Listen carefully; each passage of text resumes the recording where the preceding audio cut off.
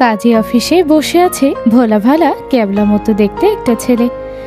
ছেলেটির পরনে ঢিলেঢালা shirt, ঢিলেঢালা trouser আর চোখে মোটা ফ্রেমের চশমা, পিঠে একটা কলেজ ব্যাগ, পায়ে কম দামি একটা স্যান্ডেল। দেখলেই যে কে বলবে গ্রামের চাচাতো ভাই। ছেলেটার নাম আয়ান। ওর পাশের চেয়ারে বেশ আয়েসি ভঙ্গিতে পায়ের উপর পা তুলে বসে আছে একটি মেয়ে। মেয়েটার পরনে একটা টপস, জিন্স আর গলায় একটা স্কার্ফ। চুলগুলো পনিটেল করে বাঁধা, চোখে ব্ল্যাক সানগ্লাস। দেখলেই বোঝা যায় কোনো বড়লোক ঘরের আদরে দোলালি। মেয়েটার নাম নদী। নদী আর আয়ানের চেয়ারের চারপাশে আরও দুইটা ছেলে আর দুইটা মেয়ে দাঁড়িয়ে আছে। ছেলে মেয়ে চারজন নদীর বন্ধু বান্ধব। ওদের নাম আশিক, রাজ, প্রিয়া আর দীপা। আপু, ও আপু, বল। আমাকে এমন কমজোর পেয়ে আমার সাথে আপনি এমন জোর জবরদস্তি করতে পারেন না। আর কিছু বলবি? দেখুন, আপনি কিন্তু কাজটা ভালো করছেন না। এভাবে জোর করে কেউ কাউকে বিয়ে করে? জোর তো করতে চাইনি, ভালোভাবেই তো তোকে প্রস্তাব দিলাম, তুই নিজেই তো মানলি না। কত বড় সাহস তোর আমাকে রিজেক্ট করিস। রিজেক্ট শব্দটা এই নদীর ডায়েরিতে নেই, বুঝলি? আপনি আমার থেকে বয়সে 4 বছরের বড়। আপনার সাথে কি আমার প্রেম করা সাজে বলুন তো? আমি তো ভালোভাবেই আপনার প্রেমের প্রস্তাব রিজেক্ট করেছি। বড় হয়েছি তো কি হয়েছে শুনি? তুই আমার প্রেমের প্রস্তাব রিজেক্ট করেছিস, তাই আমি এখন তোকে বিয়ে করব, অ্যান্ড ইটস ফাইনাল। আমাকে রিজেক্ট করার ফল এবার তুই টের পাবি। আপু, আপনি কিন্তু এবার বাড়াবাড়ি করছেন। বিয়ে নিয়ে কাউকে জোর করা উচিত না। কেন? তখন আমাকে কি বলেছিলি মনে নেই? আমি গুন্ডি, আমার মতো গুন্ডি মেয়ের কখনো বিয়ে হবে না। এখন দেখ বিয়ে হয় কিনা। নদীর কথা শুনে আয়ান ভয়ে দুটো ঢেকুর গেল। মনে মনে নিজেকে গালি দিতে থাকে নিজের করা বোকামির জন্য। আয়ানের মনে পড়ে কিছু সময় আগের ঘটনা, যখন ও কলেজ থেকে বেরিয়ে মেসে যাচ্ছিল। এই চিকনা, এদিকে শোন।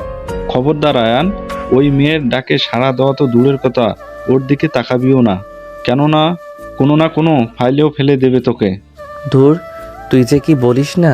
উনি সিনিয়র আপু, হয়তো কোনো প্রয়োজনে আমার মতো জুনিয়রকে দরকার তাই ডাকছে।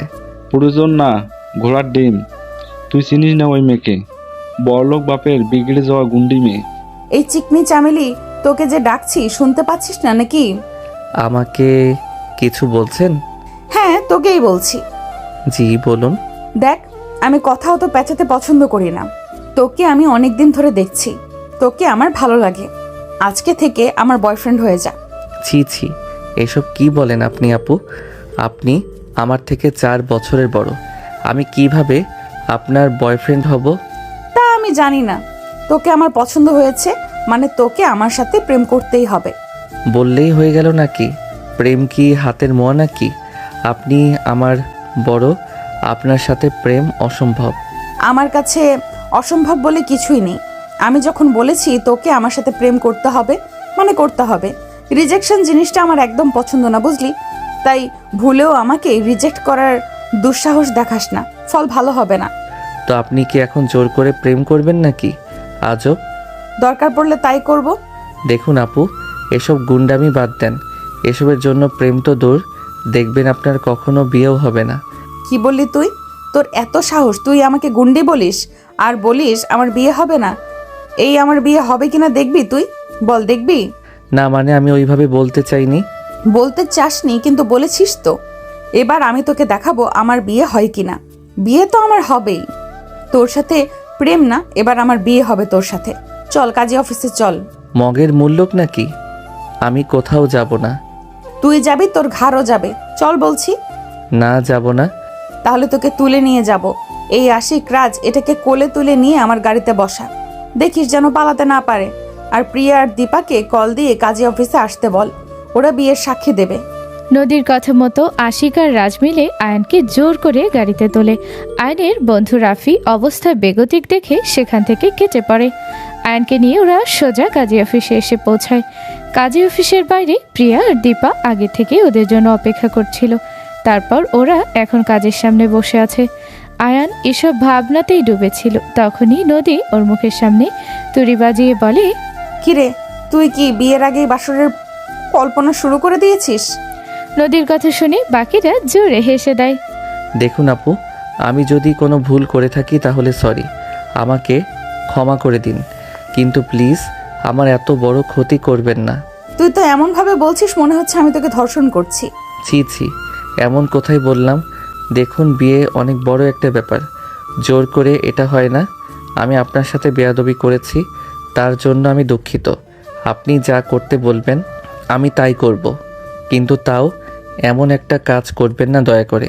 এভাবে জোর করে সব কিছু হয় না। আমি এখন আর কোনো কথা শুনতে রাজি না। বিয়ে আমাদের হবে, তাতে তুই রাজি থাক বা না থাক, লাগলে জোর করেই বিয়ে করব তোকে। কাজী সাহেব, বিয়ে পড়ানো শুরু করুন। অসম্ভব, আমি কিছুতেই বিয়ে করব না আপনাকে। আয়ানের জেদ দেখে নদী রেগে যায় ও আয়ানের কানের কাছে মুখ নিয়ে আয়ানকে ভয় দেখাতে বলে, শোন, তুই যদি আর একবার সিন ক্রিয়েট করিস না, তো এই যে আমার বন্ধু আশিক আর রাজকে দেখছিস, ওদের বলবো তোকে মেরে তোর লাশ টুকরো টুকরো করে যেন নদীতে ভাসিয়ে দেয়। ওরা কিন্তু এইসব কাজে এক্সপার্ট, বুঝেছিসই তো। বড়লোক বাড়ির ছেলে ওরা, এমন কয়েকটা খুন গুম করলেও কেউ ওদের ধরতে পারবে না। আয়ান এমনিতেই অনেক ভীতু স্বভাবের একটা ছেলে, তার উপর নদীর এমন কথা শুনে ও আরও ভয় পেয়ে যায়। ও নদীর কথা বিশ্বাস করে নেয়। ভয়ে ভয়ে আশিক আর রাজের দিকে তাকিয়ে দেখে ওরা দুজনও ওর দিকে তাকিয়ে আছে। আয়ান সাথে সাথে চোখ ঘুরিয়ে নেয়। আয়ানের আচরণ দেখে নদী বুঝতে পারে আয়ান ভয় পেয়েছে, তাই ও বলে, বল এবার কি চাস তুই? আমাকে বিয়ে করবি নাকি মরবি? আর হ্যাঁ, মরার পরে তোর লাশও কিন্তু কেউ খুঁজে পাবে না। না, করব, আমি বিয়ে করব আপনাকে। এই তো গুড বয়ের মতো কথা। কাজী সাহেব, পাত্রপাত্রী দুজনেই রাজি, আপনি বিয়ে পড়ানো শুরু করুন। নদীর কথা মতো কাজী বিয়ে পড়ানো শুরু করে দেয়। নদী তো কাজীর বলার সাথে সাথেই কবুল বলে দেয়, কিন্তু আয়ান একটু গৈগাই করে তারপর কবুল বলে। শত হলেও জানের ভয় সবারই আছে, আর তখন নদীর বলা কথাতে আয়ান প্রচুর ভয় পেয়েছে, তাই কবুল বলে দেয়ও। তো চিকনা তাহলে এখন থেকে আমার বর। কি চিকনা, দেখলি তো এই গুন্ডা আমির বিয়ে হয় কি না? আরে মুখটা কেমন প্যাঁচার মতো করে রেখেছিস কেন? একটু হাস। আমার তো তোর সাথে বিয়ে হয়েছে, তার মানে এখন তুই আমার বর। তোর বাড়ি আমার শ্বশুর বাড়ি, এই আমাকে আমার শ্বশুর বাড়ি নিয়ে যাবি না? আপনার কোনো শ্বশুর বাড়ি নেই? শ্বশুর বাড়ি নেই মানে কি? মানে হলো আমি অনাথ, আমি মেসে থাকি, তাই আমার নিজস্ব কোনো বাড়ি নেই। আর আমার বাড়ি নেই মানেই তো আপনারও শ্বশুর বাড়ি নেই। ও আচ্ছা, তা তোমার গ্রামের বাড়ি নেই? তোমার দাদির বাড়ি নেই? আছে তো।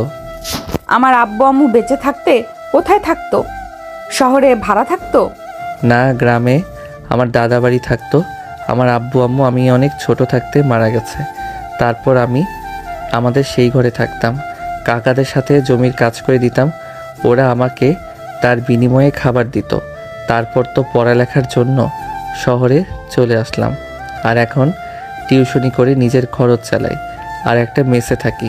তো তোমার দাদার সম্পত্তির ভাগ তোমার আব্বু পায়নি? কি জানি, কাকা কাকি তো বলে আব্বু সম্পত্তি তাদের কাছে বিক্রি করে দিয়েছিল। তোমাদের গোড়াতেই গলদ, যা বুঝলাম আর কি। মানে? মানকচু যা খেলে গলা চুলকায়।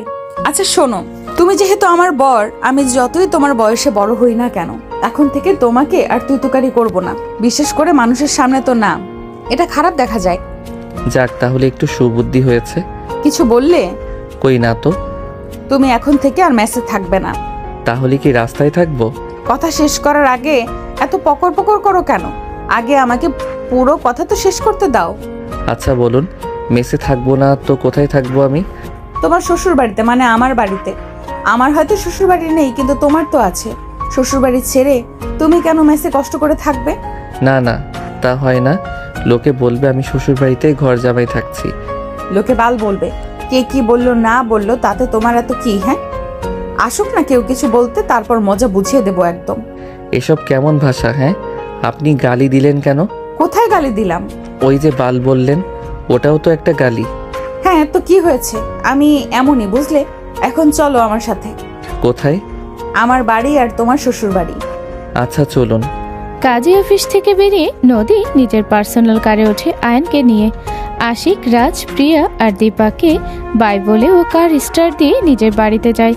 নদীর বাড়িটা অনেক বড়, বাড়ির বাইরে বিশাল বাগান, সেখানে শুধুই ফুল গাছে ভর্তি। আয়ান একমনে বাগানের দিকে তাকিয়ে থাকে।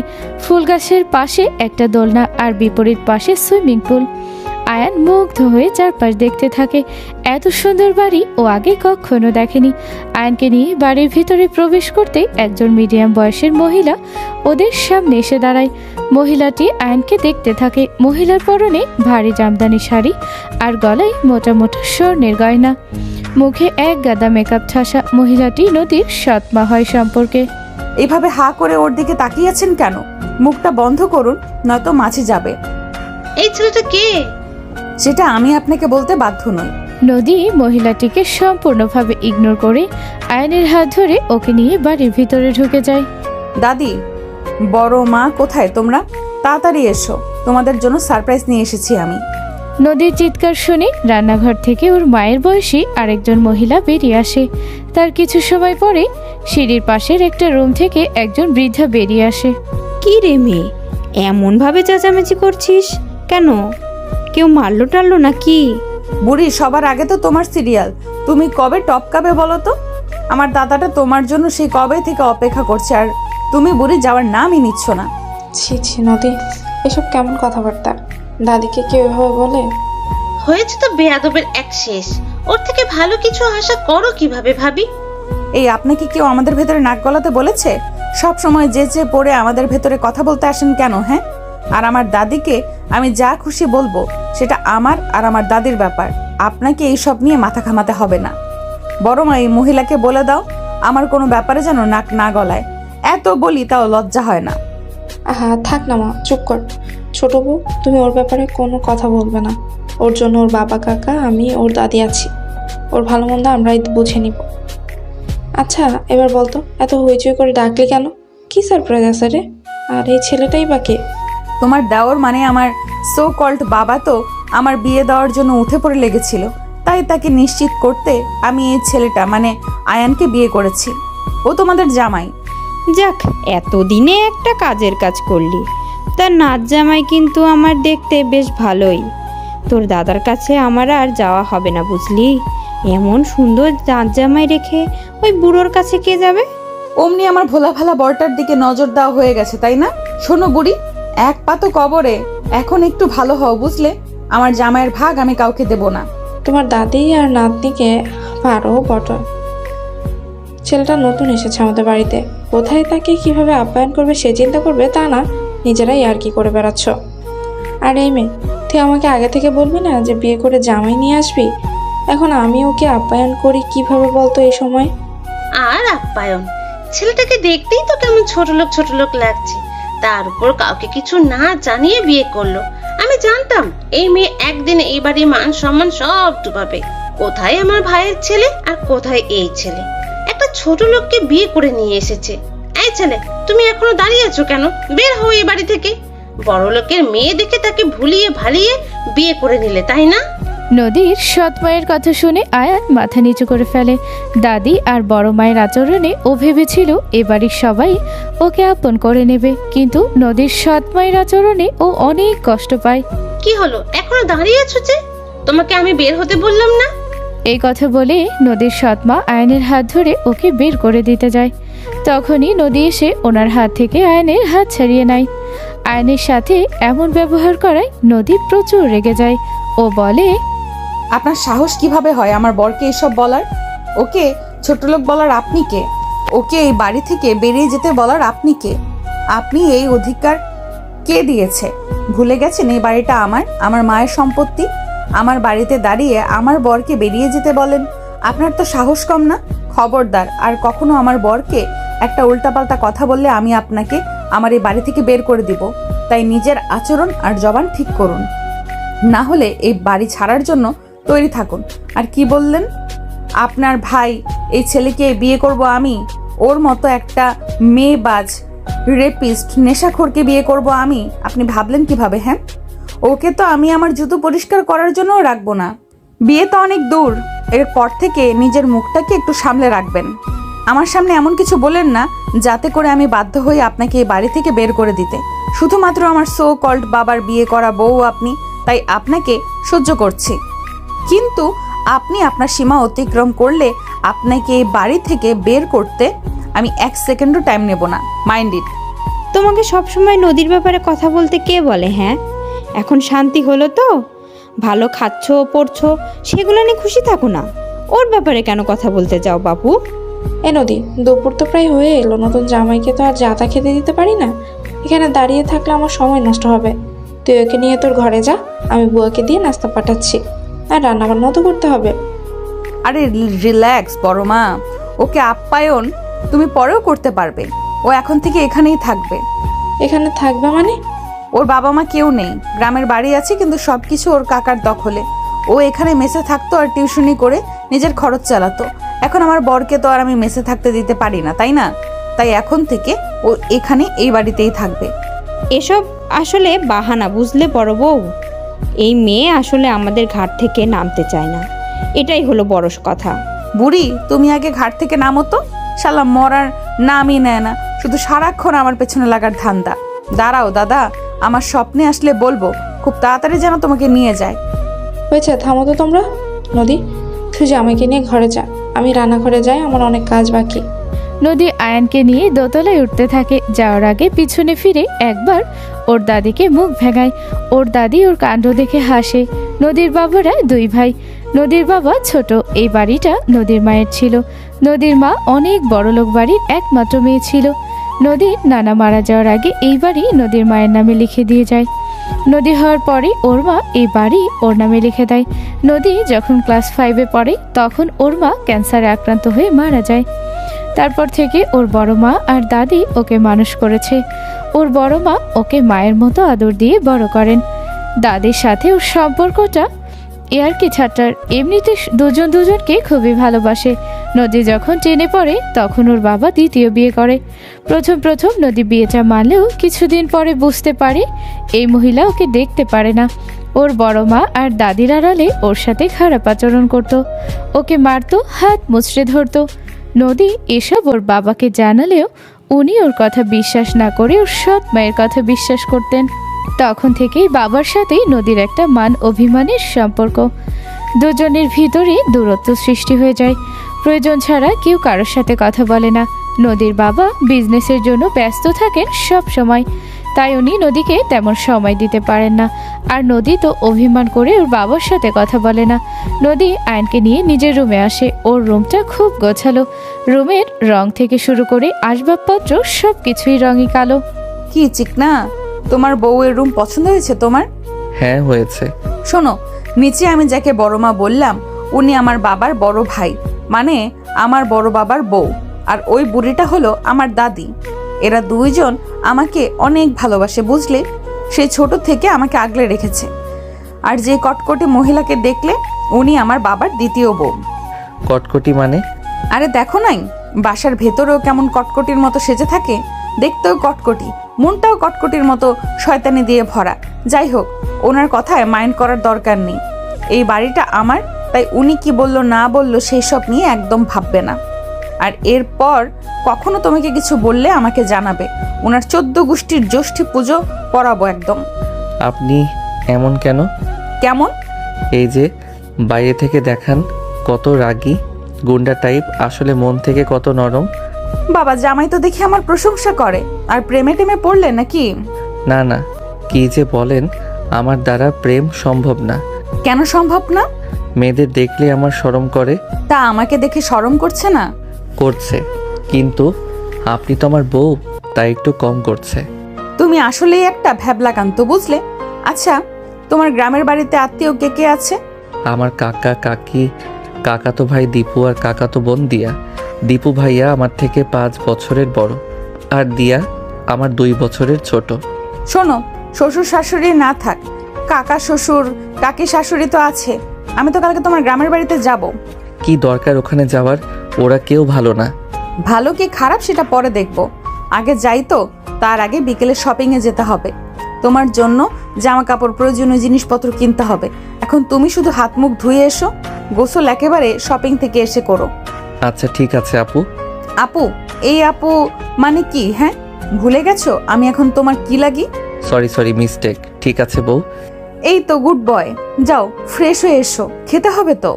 নদীর কথা মতো আয়ান ফ্রেশ হতে চলে যায়। আয়ান বের হতেই নদী ওর কাছে এসে ওর চোখ থেকে চশমাটা খুলে ফেলে আর বলে, তোমার কি চোখে সমস্যা নাকি? এমন দাদুদের মতো চশমা পরে থাকো কেন? এমনিতেই পড়ি, চোখে ধুলাবালি যায় তাই। এত ভোলা ভালা হলে কিভাবে চলবে বলো তো? এটা কি 1990 সাল যে এমন সাদা চশমা পরে থাকো? তুমি এখনো ব্যাকডেটেড রয়ে গেছো। তোমাকে মানুষ বানাতে আমার অনেক কষ্ট করতে হবে।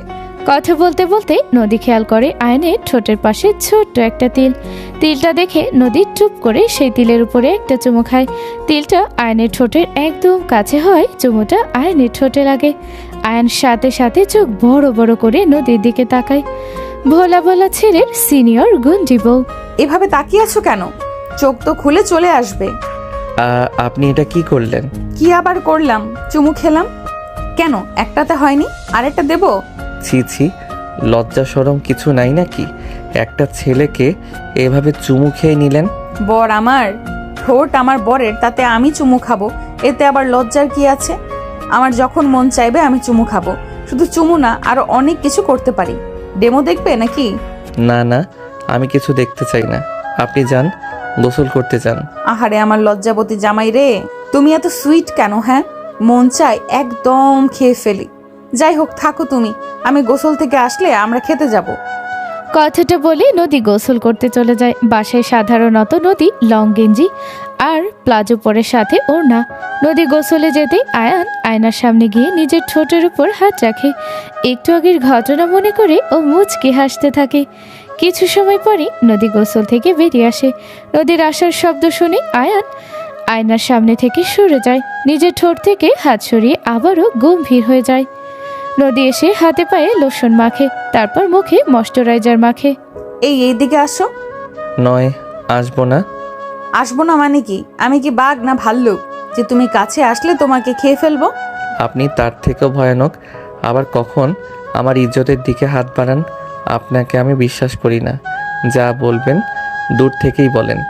আচ্ছা যাও, প্রমিস করছি কিস দিব না। এখন এইদিকে আসো। নদীর কথা মতো আয়ান ভদ্র ছেলের মতো ওর কাছে যায়। নদী আয়নের মুখেও ময়শ্চারাইজার মাখিয়ে দেয় আর বলে, এখন থেকে একটু নিজের যত্ন নাও তো, এমন অগোছালো থেকো না। তুমি নিজেই মানুষকে সুযোগ করে দাও তোমাকে কথা শোনানোর। এখন থেকে একটু স্মার্ট হও, বুঝলে? কেন স্মার্ট না হলে বুঝি আমাকে স্বামী হিসেবে পরিচয় দিতে আপনি লজ্জা পাবেন? আমি গরিব, এটা মানতে বুঝি আপনার কষ্ট হবে? তুমি না একটু বেশি বুঝো, বুঝলে? সম্পর্কে তুমি আমার স্বামী না হলে এখনই কানের গোড়ায় একটা লাগিয়ে দিতাম। তোমাকে স্বামী হিসেবে পরিচয় দিতে লজ্জা লাগলে আমার বাসার সবার সাথে তোমাকে স্বামী হিসেবে পরিচয় করিয়ে দিতাম না। আর তুমি গরিব এটা মানতে কষ্ট হলে এত ঝামেলা করে তোমায় বিয়ে করতাম না। তোমাকে স্মার্ট হতে বলেছি তোমার নিজের জন্য, যাতে করে আমার সৎ মায়ের মতো কেউ তোমাকে কথা শোনানোর সুযোগ না পায়। শালা এক বাচ্চা ছেলেকে বিয়ে করে তো মহাবিপদে পড়লাম। বলি এক বুঝে আরেক।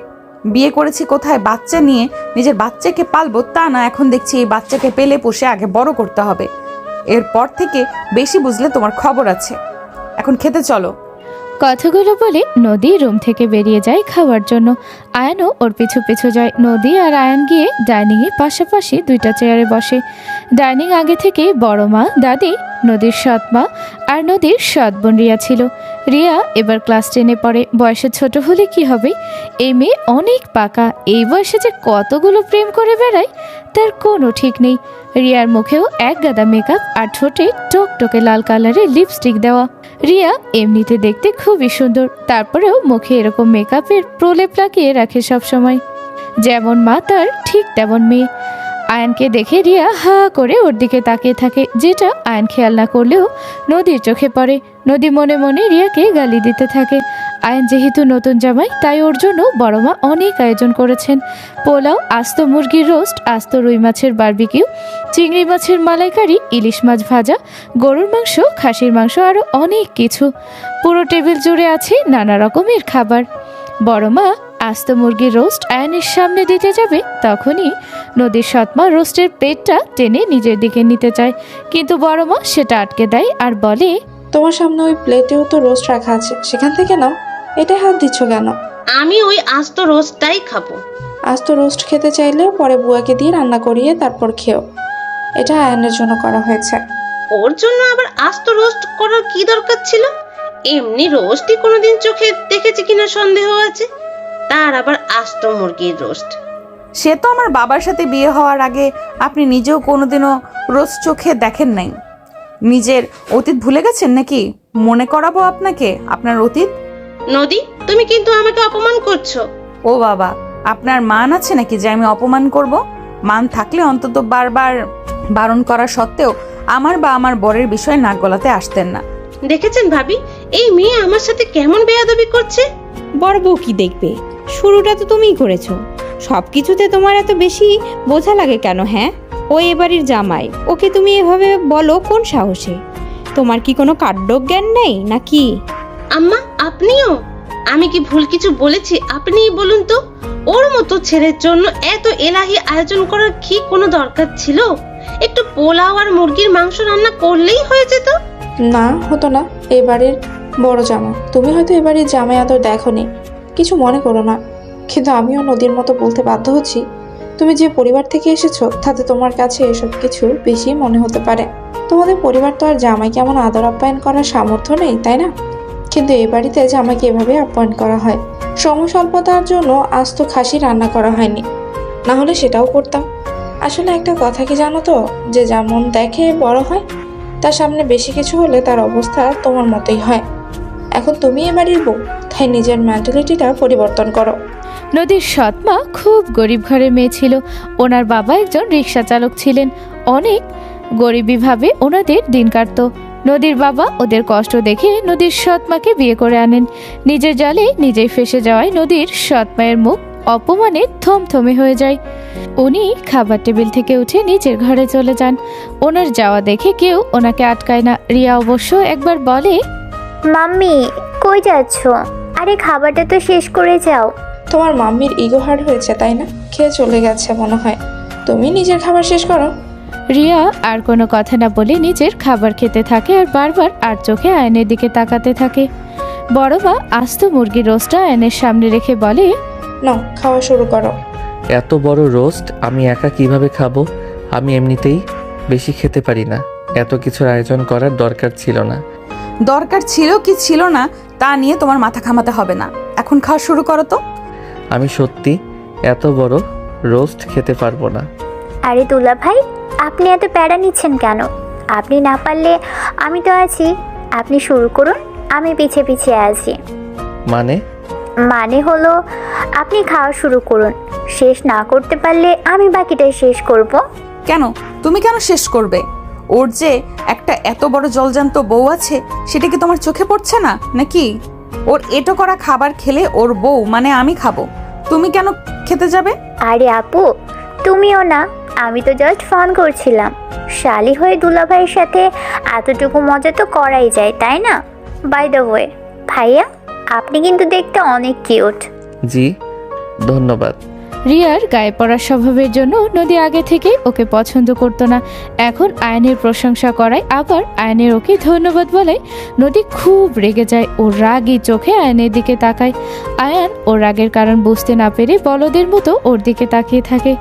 আয়ানকে এভাবে তাকিয়ে থাকতে দেখে নদী আরও বেশি রেগে যায়। ও টেবিলের নিচ থেকে নিজের পা দিয়ে আয়নের পায়ে অনেক জোরে লাথি মারে। আয়নও সাথে সাথে চিৎকার করে ওঠে। আরে আরে, কি হলো? এভাবে চিৎকার করে উঠলে কেন?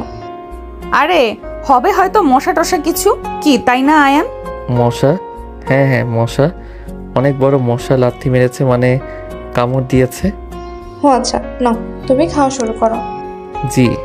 হ্যাঁ দুলা ভাই, খান খান, বেশি করে খান, আর আরো বেশি কিউট হন। সত্যি বলছি, আবুর আগে যদি আপনার সাথে আমার দেখা হতো তাহলে আমিই আপনাকে বিয়ে করে নিতাম। আপনি পুরোই কিউটের ডিব্বা একটা। রিয়ার কথা শুনে আয়ান সাথে সাথেই নদীর দিকে তাকায়। আয়ান জানে নদী ওর ব্যাপারে অনেক সিরিয়াস। একটু আগে ওকে কিউট বলায় এতটা রেগে গেছিল, এখন আবার বিয়ে করার কথা বলল। এখন না জানি কতটা রেগে গেছে। এদিকে নদী সত্যি সত্যি প্রচুর পরিমাণে রেগে যায়। ও আর নিজের রাগ কন্ট্রোল করতে পারে না, তাই রেগে গিয়ে রিয়াকে বলে, এসব কি ধরনের বেয়াদবি কথাবার্তা রিয়া? ও তোমার বড় বোনের হাজবেন্ড, ওকে তুমি এসব কি বলছো? তুমি এতটাও ছোট বা অসুস্থ নও যে না বুঝে এমন কিছু বলেছো। আমি তো শুধু একটু মজাই করছিলাম, দুলাভাই আর শালির সম্পর্ক তো মজারই, তাই না? তুমি যেটা করছো সেটাকে মজা নয়, অসভ্যতা বলে। তুমি যদি আমার মায়ের পেটের বোন হতে তাহলে এতক্ষণে 2-3টা চর খেতে আমার হাতে। তোমার সব খোঁজখবরই আমি রাখি, বুঝলে? এই বয়সেই এতগুলো করে প্রেম করো, ক্যারেক্টার তো একদম জাতা বানিয়ে ফেলেছো। নেক্সট টাইম থেকে তোমাকে যেন এমন অসভ্যতাগুলো না করতে দেখি। আজকে থেকে আয়ানকে তুমি দুলা ভাইয়ের চোখে না, নিজের মায়ের পেটের ভাইয়ের চোখে দেখবে। না হলে এর পরের বার এমন বেয়াদবি দেখলে সত্যি সত্যি তোমার গায়ে হাত উঠে যাবে আমার। বোঝা গেছে আমার কথা? জি আপু, বুঝেছি। গুন্ডা, নাও এখন খাওয়া কন্টিনিউ করো। নদী এবার রিয়ার দিক থেকে চোখ সরিয়ে আয়নের দিকে তাকিয়ে বলে, ধমকের সুরে বলে, আর তুমি এমন হা করে তাকিয়ে কি দেখছো? মশার কামড়ের ডোজটা কি কম হয়ে গেছে? তাড়াতাড়ি খাওয়া শুরু করো। হ্যাঁ, করছি। নদীর ধমকে আয়ান খাওয়া শুরু করে, নদীও খাওয়া শুরু করে। বড় মা ওদের খাবার বেড়ে দিতে থাকে। রিয়া আর একটা কথাও না বলে তাড়াতাড়ি খেয়ে উঠে চলে যায়। নদী আর আয়ানও খাওয়া শেষ করে রুমে চলে যায়। রুমে গিয়েই নদী বিছানার একপাশে শুয়ে পড়ে, কিন্তু আয়ান দাঁড়িয়েই থাকে। আয়ানকে দাঁড়িয়ে থাকতে দেখে নদী বলে, কি হলো, এমন ক্যাঙ্গারুর মতো দাঁড়িয়ে আছো কেন? এসে শুয়ে পড়ো। কোথায় শোবো? আমাকে কি জলহস্তি মনে হয় তোমার, যে পুরো বিছানা দখল করে শোবো? এত বড় বিছানার এক পাশে শুয়েছি, অন্য পাশ তো খালি পড়ে আছে, সেখানে শুয়ে পড়ো। না থাক, আমি এখানেই ঠিক আছি। নাটক বাদ দিয়ে শুতে এসো। না থাক। এই সমস্যা কি তোমার? চুপচাপ এসে ঘুমাও, বিকেলে আবার শপিংয়ে যেতে হবে। আপনি ঘুমান, আমি এখানে দাঁড়িয়ে আছি। তোমাকে ঘুমাতে আসতে বললাম না? না, আসবো না। কেন আসবে না? আপনি একটা মেয়ে, আপনার সাথে এক বিছানায়। ছি আস্তাগফিরুল্লাহ। তার চেয়ে আপনি ঘুমান আর আমি এখানেই থাকি। উফ, ঢং দেখে আর বাঁচি না। নিজের বিয়ে করা বউয়ের সাথে এক বিছানায় ঘুমাতে ওনার লজ্জা লাগছে। থাপড়িয়ে কান লাল করে দেবো একদম। চুপচাপ শুতে এসো। নিজের বউয়ের পাশে শোবে, তাতে আবার ওনার আস্তাগফিরুল্লাহ বলতে হচ্ছে। বলদ কোথাকার। থাক না, আপনি ঘুমান না। কি থাকবে? হ্যাঁ আয়ান, আমি যদি এখন উঠি তাহলে কিন্তু তোমার অবস্থা খারাপ হয়ে যাবে, বলে দিচ্ছি। সে আপনার যা মন চাই করুন, তাও আমি আসবো না। তোমাকে না বললাম আমরা এখন বিবাহিত, একসাথে একই বিছানায় শুলেও পাপ নেই। সেটা তো ঠিক আছে, কিন্তু কিন্তু কি? আপনাকে আমি বিশ্বাস করি না। যদি আগের দিনের মতো আবারও কি? আবারও যদি আমার ইজ্জতের উপরে হামলা চালান। ইজ্জতে হামলা চালানোর কি আছে? হ্যাঁ, তুমি আমার বর, আমাদের সম্পর্কটা হালাল সম্পর্ক। তোমাকে যে আমি কিস দিয়েছি তাতে কোনো পাপ নেই, উল্টো সোয়াব আছে। আর যদি তার চেয়ে বেশি কিছু করি তাতেও পাপ নেই, বুঝলে? শালা আমার কি এক কপাল, বিয়ে করেছে এক আনরোম্যান্টিককে। যা ওর করার কথা তা আমাকে শিখিয়ে দিতে হচ্ছে। আমি আসলে জীবনে কখনো কারোর সাথে প্রেমও করি নাই, তো তাই আমার একটু লজ্জা বেশি। লজ্জা বাইরের মেয়েদের বেলায় পাবে, আমার সামনে এমন লজ্জা পেলে ধরে দেব এক আছাড়। এখন এসো, শত দেখি। আয়ান ভদ্র ছেলের মতো নদীর পাশে গিয়ে একদম টান টান হয়ে শুয়ে পড়ে। নদী আয়ানের বুকের উপর নিজের মাথা রাখে। আয়ান কি করবে বুঝতে পারে না, নদীকে সরিয়েও দিতে পারে না। মনে মনে ওর কাছেও ব্যাপারটা ভালো লাগে। নদী আয়ানকে শক্ত করে জড়িয়ে ধরে। কিছু সময় পরে আয়ান খেয়াল করে নদীর শ্বাস প্রশ্বাস ঘন হয়ে এসেছে। নদী গভীর ঘুমে তলিয়ে গেছে। আয়ান কিছু সময় একভাবে নদীর দিকে তাকিয়ে থাকে, তারপর অনেক সাহস করে নদীর কপালে একটা কিস করে। আয়ান কিস দেওয়ার সাথে সাথে নদী চোখ বন্ধ করে মুচকি হাসতে থাকে। নদীকে হাসতে দেখে আয়ান বুঝে যায় নদী ঘুমায়নি, ঘুমানোর নাটক করছিল শুধু। আয়ান লজ্জায় দূরে সরে যেতে চায়, কিন্তু নদী আয়ানকে আরো শক্ত করে জড়িয়ে ধরে বলে, হয়েছে, এত লজ্জা পেতে হবে না, আমি কিছু মনে করিনি। আমার তো আরো ভালো লেগেছে যে আমার লজ্জাপতি জামাইয়ের লজ্জাটা একটু কমেছে। একটা জিনিস চাইবো, দিবা? পারলে দিব। বলেন কি জিনিস? আগে আমাকে আপনি বলা বন্ধ করো। বলেছি না আমাকে তুমি করে বলবে? আচ্ছা ঠিক আছে, বলো কি চাও। তখন তো আমি ঘুম ভেঙে কিস দিলে, এখন একটা কিস দাও না প্লিজ। না মানে প্লিজ আয়ান, আমি তোমার বউ, আমার প্রাপ্য এর চেয়েও বেশি। সেখানে এই সামান্য চাওয়াটুকু তুমি পূরণ করতে পারছো না। নদীর কথা শুনে আয়নের নিজেরও খারাপ লাগে। ও সব লজ্জা ফেলে নদীর কপালে একটা কিস দেয়, তারপর নদীর চোখের দিকে তাকিয়ে থাকে। হুট করে আয়নের কি হয় ও বুঝতে পারে না। ও নদীর ঠোঁটে নিজে ঠোঁট দিয়ে কিস করতে শুরু করে। নদী প্রথমে অবাক হলেও পরে নিজেও আয়নের সাথে তাল মিলিয়ে কিস করে। আনন্দে নদী কান্না করতে থাকে, তবে কোনো শব্দ করে না, বরং নীরবে। নদীর চোখ গড়িয়ে পানি পড়তে থাকে। আয়ন হঠাৎই কিস করা থামিয়ে নদীর দিকে তাকায়। নদীর চোখে পানি দেখেও সোজা হয়ে শোয়। তারপর বলে, আই এম সরি, তোমার পারমিশন ছাড়া তোমাকে লিপ কিস করা আমার উচিত হয়নি। আমি বুঝতে পারিনি তুমি কষ্ট পাবে। প্লিজ কান্না করো না। ধুর পাগল, তোমাকে কে বললো আমি কষ্ট পেয়েছি? কষ্ট পাওনি তাহলে কান্না কেন করছো? এটা আনন্দের কান্না বোকা ছেলে, তুমি বুঝবে না। তার মানে তোমার খারাপ লাগেনি, ভালো লেগেছে?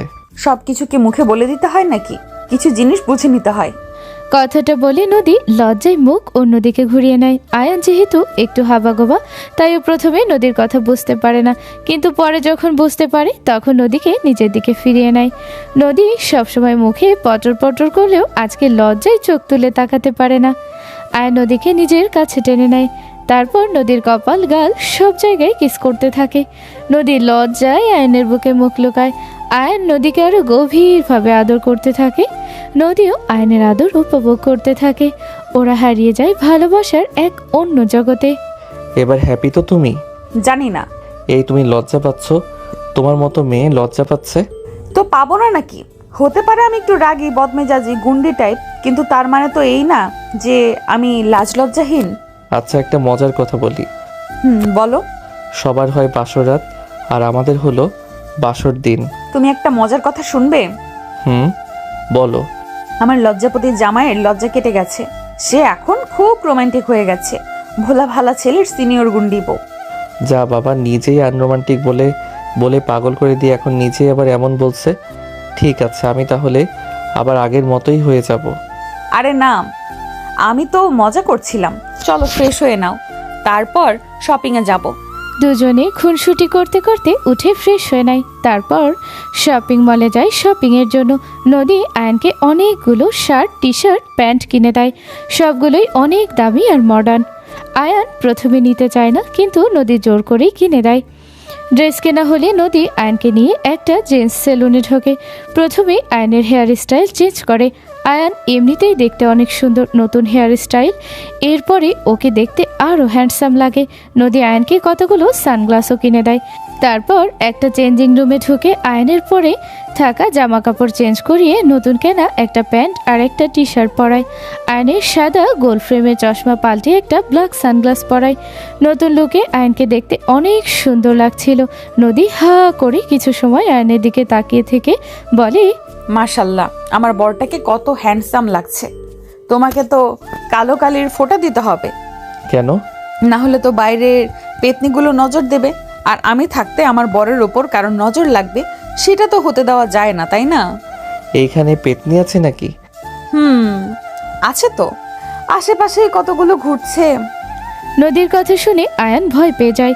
ও চোখ বড় বড় করে আশেপাশে পেতনি খুঁজতে থাকে, কিন্তু মানুষজনের ভিড়ে কোনো পেতনি খুঁজে পায় না। আয়ানকে এভাবে আশেপাশে বারবার তাকাতে দেখে নদী বলে, কি খুঁজছো তুমি? তুমি না বললে আশেপাশে অনেক পেতনি আছে, তাদেরকেই খুঁজছি।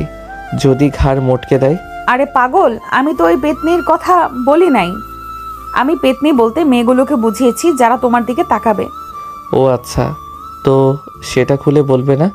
আমি কতটা ভয় পেয়ে গেছিলাম। তোমাকে বদল শুধু শুধু বলিনি, কাজই করো এক একটা বলদের মতো। মানে? মানকচু যা খেলে গলা চুলকায়। এখন চলো, বাসায় চলো। কালকে তোমার গ্রামের বাড়িতে যাব, ওখানে অনেক দেনা পাওনা বাকি আছে। নদীর কথার মানে আয়ান কিছু বুঝতে পারে না, তবে কোনো প্রশ্নও করে না। ওরা দুজন বাসায় চলে আসে। বাসায় এসে ডিনার করে ঘুমাতে চলে যায়। ঘুমানোর আগে দুজনে একজন আরেকজনকে জড়িয়ে ধরে কপালে আর ঠোঁটে কিস দিয়ে ঘুমায়। সকালে উঠে গোসল করে নদী একটা 3 পিস পরে রেডি হয়ে নেয়। আয়ানও কালকের কেনা নতুন শার্ট প্যান্ট পরে রেডি হয়ে যায়। তারপর লাগেজে নিজেদের কাপড় চোপড় আর প্রয়োজনীয় জিনিসপত্র গুছিয়ে নিয়ে আয়নের গ্রামের বাড়ির উদ্দেশ্যে রওনা দেয়। ওদের গাড়ি নিয়ে একদম আয়নের চাচিদের দরজার সামনে থামে। এত বড় প্রাইভেট কার দেখে আয়নের চাচি চাচা সবাই অবাক হয়ে যায়। তার থেকে বেশি অবাক হয় যখন দেখে গাড়ি থেকে আয়ন বের হচ্ছে। আয়নকে নতুন লোকে এত দামি গাড়িতে দেখে ওনাদের চোখ ছানা বড়া হয়ে যায়। এই, এটা কি আমাদের আয়ান নাকি আমি ভুল দেখছি? তুমি ঠিকই দেখেছো, এটাই আমাদের আয়ান, কিন্তু ও এত ভাবসাব শিখলো কোথা থেকে? শুধু কি ভাবসাব, দেখছো না কত দামি দামি কাপড় পরেছে, কত দামি গাড়িতে চড়ে এসেছে। আচ্ছা, ও কি লটারি পেয়েছে নাকি শহরে গিয়ে? পেলেও পেতে পারে, বুঝলে? ইস, কেন যে ওর সাথে যোগাযোগ বন্ধ করে দিলাম। আজকে ওর সাথে ঠিকমতো যোগাযোগ থাকলে সব কিছু আমাদেরও হতো। এখন যখন ও নিজে থেকে এখানে এসেই পড়েছে, তখন চেষ্টা করতে হবে ওকে পটিয়ে যদি কিছু আদায় করা যায়। কি বলো? হ্যাঁ, ঠিক বলেছ। ওর ভালো মতো যত্নটি করো। মনে রেখো, ও কিন্তু এখন সোনার ডিম পাড়া হাঁস, কিন্তু ওর সাথে ওই মেয়েটাকে। হবে হয়তো কোনো বান্ধবী, টাকা হলে তখন ছেলেদের কি বান্ধবীর অভাব হয় নাকি? আচ্ছা থাকো, গিয়ে ওর সাথে কথা বলি। তুমিও এসো। হ্যাঁ চলো। আয়নকে এতদিন পর দেখে ওর চাচা চাচি প্রথমে খুশি হয় না, কিন্তু ওর এত দামি কাপড় গাড়ি দেখে ওনারা ভাবে সব কিছু আয়নের। ও হয়তো শহরে গিয়ে বড় লোক হয়ে গেছে। ওর লোভী চাচা চাচি লোভে পড়ে আয়নের কাছে যেতে থাকে। এতক্ষণ ওনারা দূরে দাঁড়িয়ে ফিসফিসিয়ে কথা বলছিল। নিজেদের স্বার্থ হাসিলের উদ্দেশ্যে ওনারা আয়নের সাথে ভাব জমাতে চায়। এদিকে ওনাদের এমন ফিসফিস করতে দেখে নদী বোঝা যায় ওনাদের উদ্দেশ্য। ওনারা যে ভালো মানুষ না সেটাও আরও আগেই বুঝতে পারে। ও এখানে এসেছে ওনাদের শায়েস্তা করতে। কিছু সময়ের ভিতরে আয়নের চাচা চাচি একগাল হাসি হাসি মুখ নিয়ে আয়ান আর নদীর সামনে এসে দাঁড়ায়। আসসালামু আলাইকুম চাচা। আসসালামু আলাইকুম চাচি, কেমন আছেন আপনারা? ওয়ালাইকুম আসসালাম। এই তো বাবা, আমরা আলহামদুলিল্লাহ ভালো আছি। এখন আরও ভালো আছি। ঘরের ছেলে ঘরে ফেরত এসেছে, এর থেকে ভালো আর কি হতে পারে? হ্যাঁ রে আয়ান, তুই তো শহরে গিয়ে আমাদের একদম ভুলেই গেলি। চাচি যে তোকে ছোট থেকে এত আদর করে মায়ের মতো ভালোবেসে বড় করলাম, চাচির কথা কি তোর একটুও মনে পড়েনি এতদিনে? নিজের মা হলে পারতিস এভাবে ভুলে থাকতে। আমি তো তোকে পেটে ধরিনি, তাই হয়তো মনে পড়েনি। আমি তোর মা হলে ঠিকই খবর নিতি। না না চাচি, তেমন কিছু না, আসলে পড়ালেখার চাপে ছিলাম অনেক। হ্যাঁ হ্যাঁ, সব বুঝি। ইচ্ছা থাকলে উপায় হয়, বুঝলি? যাক, বাদ দে। তুই যে এতদিন পরে এসেছিস, এতেই আমি অনেক খুশি। আমার আরেক ছেলে আমার কাছে এসেছে, এতেই আমি অনেক খুশি। শুনছো, আমার ছেলে বাড়িতে এসেছে। যাও, বাজারে যাও তাড়াতাড়ি। ও যা যা খেতে পছন্দ করে সব নিয়ে আসো। আজকে সব রান্না করব আমি। হ্যাঁ, তুমি ওকে ভিতরে নিয়ে যাও, আমি বাজারে যাচ্ছি। আয়ান নিজের চাচা চাচির এত ভালো ব্যবহার দেখে খুবই অবাক হয়। ছোট থেকে একটু ভালোবাসা পাওয়ার জন্য কত কিছু করেছে আয়ান, কিন্তু চাচি ওকে সবসময় দূর দূর করে দূরে সরিয়ে দিয়েছে।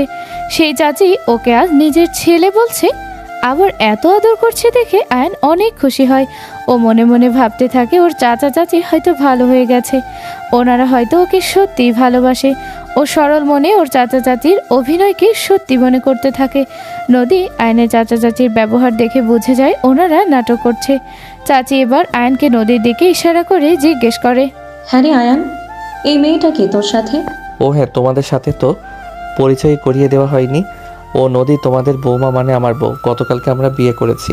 ছেলে তো আমাদের বড় হয়ে গেছে দেখছি, একা একা বিয়ে করে বসে আছে। আমাদের একবার জানানোর প্রয়োজন অবধি মনে করলি না? এই তোর আমাদের প্রতি ভালোবাসা? রাগ করো না চাচি, বিয়েটা একদম হুট করে হয়েছে তো, তাই তোমাদের জানাতে পারিনি। আর আমার কাছে তো ফোন বা তোমাদের নাম্বার কোনোটাই নেই। এই জন্য দেখো, আজকে চলে এলাম ওকে নিয়ে তোমাদের বাসায়। নদী, উনি আমার চাচি। তোমাকে বলেছিলাম না ওনার কথা? ইয়েস বেবি, আমার মনে আছে। হ্যালো চাচি আম্মা, আমি নদী, আয়ান বেবির wife. Nice to meet you.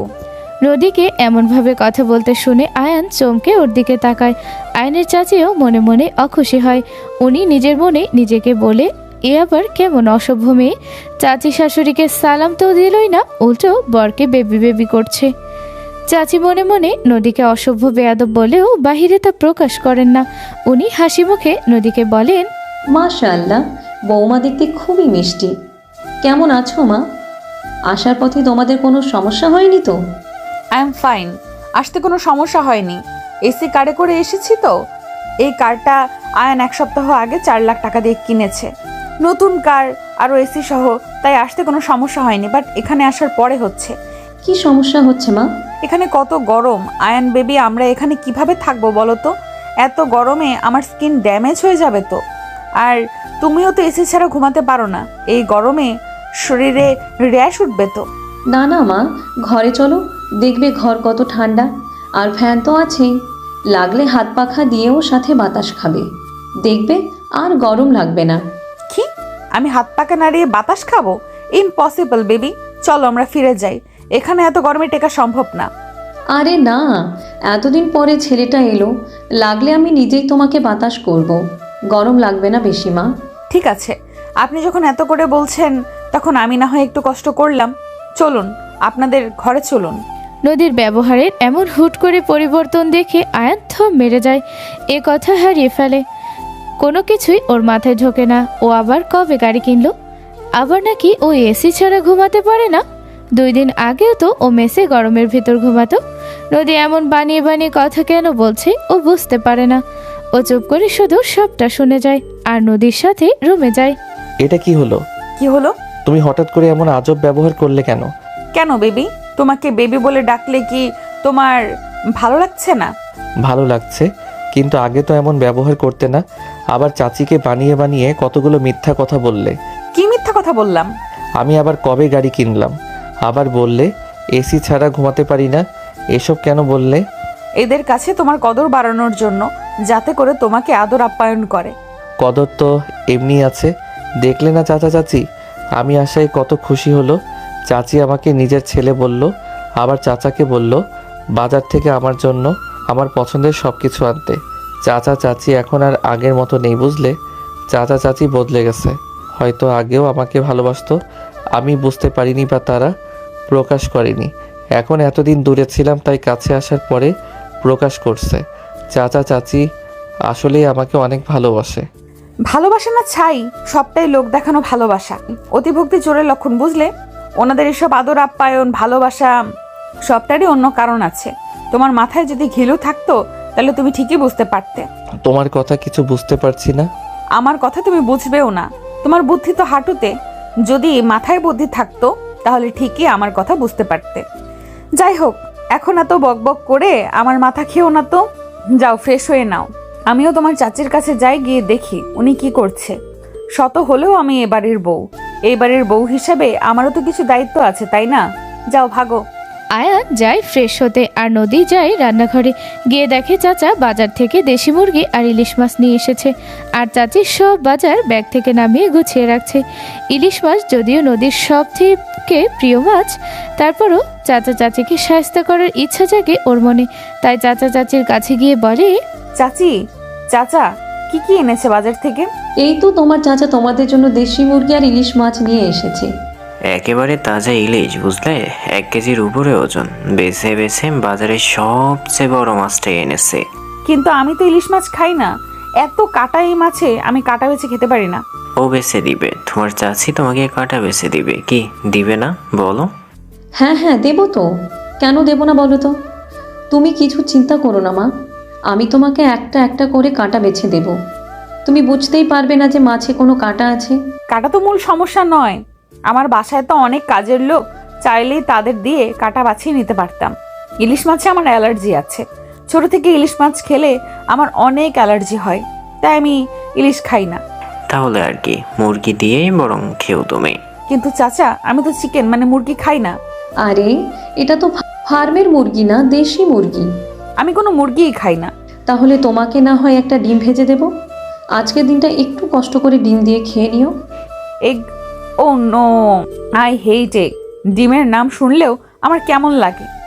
তাহলে বরং তোমার জন্য একটু সিম আলুর তরকারি রান্না করে দেব, সেটা খেও। নিরামিষ? ও মাই গড, আমি মাছ মাংস ছাড়া খেতেই পারি না। এখন তো দেখছি আমার না খেয়ে থাকতে হবে। আমি বরং আয়ান বেবিকে গিয়ে বলি এখানে থাকতে হবে না, একে তো গরম, তার উপরে আমার খাওয়া দাওয়ার সমস্যা। এখানে থাকলে না খেয়ে থাকতে হবে আমায়। আমার পক্ষে না খেয়ে থাকা ইম্পসিবল, আমি না খেয়ে থাকতে পারবো না। ও মা, সে কি কথা? চলে যাবে কেন? তুমি বলো না তুমি কি মাছ খাও, তোমার চাচা লাগলে বাজারে গিয়ে আবারও মাছ মাংস নিয়ে আসবে। হ্যাঁ হ্যাঁ, বলো মা, তুমি কি মাছ খাও? আমি আসলে গলদা চিংড়ি আর রূপচাঁদা মাছ ছাড়া আর কোনো মাছ খাই না, আর আমি খাসির মাংস পছন্দ করি। সে তো অনেক দামি মাছ, খাসির মাংসের কেজিও তো 1300 টাকার উপরে। হ্যাঁ, তা তো একটু দামি, মানে আপনাদের কাছে দামি মনে হবেই, কিন্তু আমি প্রতিদিন এইসব দিয়েই খাই। সমস্যা নেই, আপনাদের যদি আনতে প্রবলেম হয় তো ঠিক আছে, আমরা আজকে বিকেলেই চলে যাব। নদীর মুখে চলে যাওয়ার কথা শুনে চাচা চাচি ঘাবড়ে যায়। ওনারা তো চায় আয়নকে ভুলিয়ে ভালিয়ে কিছু টাকা পয়সা আদায় করতে। তার জন্য আয়নকে তো কিছুতেই এখন যেতে দেওয়া যাবে না। যেভাবেই হোক ওদের আটকে রাখতে হবে। তার জন্য কিছু খরচ করতে হলে করতে হবে। তাই চাচা বলে, হোক না দামি, তাতে কি হয়েছে? ছেলের বউকে না খাইয়ে তো আর রাখা যাবে না। তুমি কিছু চিন্তা করো না, আমি এখনই আবার বাজারে গিয়ে তোমার জন্য গলদা চিংড়ি আর খাসির মাংস নিয়ে আসছি। হ্যাঁ হ্যাঁ, তাই যাও। তুমি কিছু চিন্তা করো না মা, তোমার এখানে কোনো সমস্যা হবে না। তুমি যা খেতে চাও তাই পাবে। তুমি বরং যাও, ঘরে গিয়ে আরাম করো। ঠিক আছে, কিন্তু চাচি আমার না এই টাইমে কফি খাওয়ার অভ্যেস আছে। কফি আছে তো বাসায়, ওই তাকে দেখো, দুধ আর কফি দুটাই রাখা। তুমি খাও কফি করে। আমার মেয়ে দিয়া, ও খায় কফি। আমার ছেলে দীপুও চা খায় না। ওদের ভাই বোনের জন্যই কফিটা এনে রাখা হয় ঘরে। তুমি যাও, বানিয়ে খাও। আমি ততক্ষণে মাছটা কেটে ফেলি। হোয়াট? আমি কফি বানাবো? আমাকে পানি ঢেলে দেওয়ার জন্য আলাদা কাজের লোক আছে বাসায়। রান্নার আশেপাশেও আমি কখনো যাইনি। আচ্ছা থাক, আমি বরং ঘরে যাই। নদীর কথা শুনে চাচি মনে মনে বলেন, না না, এই মেয়েকে সব ব্যাপারে খুশি রাখতে হবে। একে কোনোভাবেই অখুশি হতে দেওয়া যাবে না। এও নিশ্চয় কোনো বড় লোকের মেয়ে হবে। একেও পটাতে হবে, এর থেকেও কিছু ধান্দা করতে হবে। চাচি মনে মনে এসব বলেও মুখে বলেন, না না, তা করবে কেন? তুমি 2 মিনিট দাঁড়াও, আমি কফি বানিয়ে দিচ্ছি। থাক না, আপনাকে শুধু শুধু কষ্ট করতে হবে না। আরে কিসের কষ্ট? তুমি ঘরে যাও, আমি কফি বানিয়ে নিয়ে আসছি। আচ্ছা ঠিক আছে। নদী নিজের রুমের দিকে যেতে যেতে একটা শয়তানি হাসি দেয়। এদেরকে খাঁচিয়ে মারাই ওর উদ্দেশ্য। ও জানে এরা এখন ওর হাতের পুতুলের মতো কাজ করবে। লোভী মানুষ টাকার জন্য সব কিছু করতে পারে। নদী নিজের রুমে গিয়ে দেখে আয়ন গোসল সেরে বিছানায় গিয়ে বসেছে। নদীও গোসল করতে চলে যায়। ও গোসল থেকে বেরিয়ে ড্রেসিং টেবিলের সামনে দাঁড়িয়ে চুল আঁচড়াতে থাকে। তখনই আয়ন এসে ওর চুলের ফাঁকে মুখ ডুবিয়ে দেয়। নদী মুচকে হাসি দিয়ে বলে, এই যে সাহেব, দরজাটা কিন্তু খোলা আছে। যখন তখন যে কেউ চলে আসতে পারে। এটা গ্রাম, শহর না। সেটা কি মাথা থেকে বেরিয়ে গেছে? মনে আছে তো, আমি তো আর বাইরের কোনো মেয়েকে আদর করছি না, আমার বিয়ে করা একমাত্র বউকে আদর করছি। এটাকে দেখলো না দেখলো তাতে আমার কোনো সমস্যা নেই। আচ্ছা তাই বুঝি? তাই। মানুষ দেখলে দেখুক, তাতে আমার কোনো সমস্যা নেই। আমি আরও বেশি বেশি করে আমার বউকে আদর করব। আরে চাচা, আপনি বাইরে দাঁড়িয়ে আছেন কেন? ভেতরে আসুন। চাচি? কোথায় চাচি? নদীর মুখে চাচির নাম শুনে ভয়ে আয়ন এক ঝটকায় নদীর থেকে দূরে সরে যায় আর চাচিকে খুঁজতে থাকে। আয়নের এমন নাজেহাল অবস্থা দেখে নদী হাসতে থাকে আর বলে, কি হলো? সব হাওয়া ফুস? খুব তো বলেছিলে কেউ দেখলে দেখুক, তোমার কিছু যায় আসে না। তাহলে চাচির নাম শুনে এমন ব্যাঙের মতো লাফিয়ে দূরে সরে গেলে কেন? না মানে ওই আর কি। আয়ান লজ্জায় নদীর কথার কোনো উত্তর দিতে পারে না। ও চুপচাপ মাথা নিচু করে মাথা চুলকাতে থাকে। নদী ওর অবস্থা দেখে বেশ মজা পায়। ও মুখে হাত দিয়ে হাসতে থাকে যাতে করে আওয়াজ না হয়। তখনই আয়নের প্রায় সমবয়সী একটা মেয়ে হাতে একটা ট্রেতে করে 2 কাপ কফি নিয়ে এসে দরজায় দাঁড়ায়। ভেতরে আসবো আয়ন ভাই? আরে দিয়া, আয় আয়, বাইরে দাঁড়িয়ে আছিস কেন? এত সময় কোথায় ছিলি? এসে থেকে একবারও দেখলাম না তোকে। কলেজে গিয়েছিলাম ভাইয়া, মাত্র এসেছি। মা বললো এই কফি দুটো তোমার রুমে দিয়ে যেতে, তাই আসলাম। তা ভালো করেছিস। তো তোর পড়াশোনার কি অবস্থা? কেমন চলছে পড়াশোনা? এই তো ভাইয়া ভালো। ভাইয়া এই আপুটাকে তোমার বান্ধবী? না, দেখেছিস, তোর সাথে তোর পরিচয় করিয়ে দেওয়াই হয়নি। ও হচ্ছে নদী, তোর ভাবি। আর নদী ও দিয়ে আমার চাচার মেয়ে। বলেছিলাম না তোমাকে ওর কথা? ভাবি মানে? আমার ভাইয়া মানে দীপু ভাইয়া আবার কবে বিয়ে করলো? কই, আমি জানি না তো। আরে বলো, দীপু ভাইয়া কেন বিয়ে করবে? তোকে কি আমি বলেছি ও দীপু ভাইয়ার বউ? তুমি তো বললে ভাবি হয়। তো আমি কি তোর ভাইয়া হই না নাকি? ও আমার বউ। আমি গতকালকে ওকে বিয়ে করেছি। তুমি বিয়ে করেছো? হ্যাঁ, আসলে তোদের নাম্বার ছিল না তাই জানানো হয়নি। আয়ান আর নদীর বিয়ের কথাটা জানতে পেরে দিয়ার মুখের হাসি উধাও হয়ে যায়। ওর হাসি মুখটা একদম মলিন হয়ে যায়। মনে মনে ও আয়ানকে ভালোবাসে, কিন্তু সামনে কখনো সেটা প্রকাশ করেনি। আজ হুট করে অনেক দিন বাদে নিজের ভালোবাসার মানুষকে দেখতে পেয়ে ও যতটা খুশি হয়েছিল আয়ান বিয়ে করেছে জানতে পেরে, তার চেয়ে দ্বিগুণ কষ্ট পায়। ও একেবারে চুপ হয়ে যায়। ওকে এমন চুপ থাকতে দেখে আর ওর হাসি এমন গায়েব হতে দেখে আয়ান বলে, কিরে তোর মুখটা এরকম চুপসানো বেলুনের মতো হয়ে গেল কেন? না আসলে হুট করে এমন একটা নিউজ দিলে আমি আসলে ব্যাপারটা হজম করতে পারছি না। তুমি যে হুট করে বিয়ে করে বউ দিয়ে এসে সারপ্রাইজ দেবে কখনো কল্পনাও করিনি, তাই একটু চমকে গিয়েছিলাম আর কি। কেমন আছেন ভাবি? এই তো আলহামদুলিল্লাহ ভালো আছি। তুমি কেমন আছো? জি আমিও ভালো আছি। এই যে আপনাদের কফি, খেয়ে নিন, তাহলে ঠান্ডা হয়ে যাবে। আমি বরং যাই। ওমা, যাবে কেন? বসো, গল্প করি। না থাক, পরে গল্প করব। মাত্র কলেজ থেকে এলাম তো, এখন ফ্রেশ হইনি। আপনারা গল্প করুন, আমি ফ্রেশ হব। আবার মাকে রান্নার কাজে একটু হেল্পও করতে হবে। কথাটা বলে দিয়া চলে যায়। রুম থেকে বের হতেই ওর চোখ ছলছল করতে থাকে। নিজের চোখ দুটো মুছে ও দৌড়ে নিজের রুমে চলে যায়। নদী একভাবে ওর যাওয়ার দিকে তাকিয়ে থাকে। দিয়াকে এমন হুট করে চলে যেতে দেখে আয়ান বলে, কি হলো ব্যাপারটা? ও এমন হুট করে চলে গেল কেন? মেয়েটা অনেক কষ্ট পেয়েছে। হতে পারে, অনেক আহ্লাদিত।